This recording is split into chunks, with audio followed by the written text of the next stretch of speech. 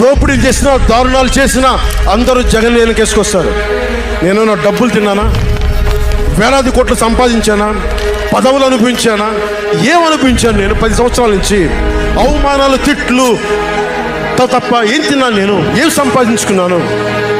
కష్టపడి డబ్బులు సంపాదించుకొని పార్టీలకే కదా పెట్టింది నేను.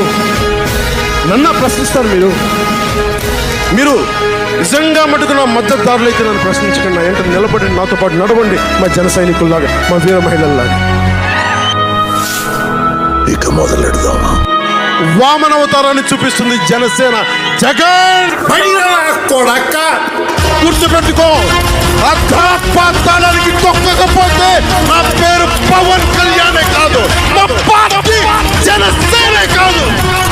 మర్చిపోకో. ఒక సీటు గెలిస్తేనే రాత్రికి రాత్రి ఓట్లు వేసావు.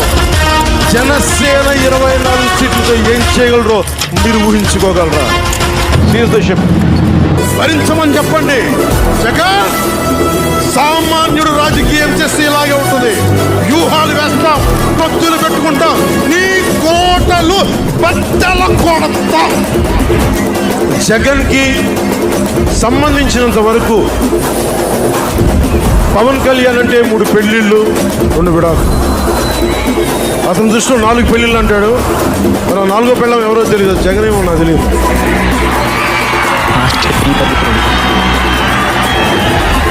ఇదే విసుగొస్తుంది జగన్. లేని 4వ పెళ్ళం అంటే నువ్వేరా.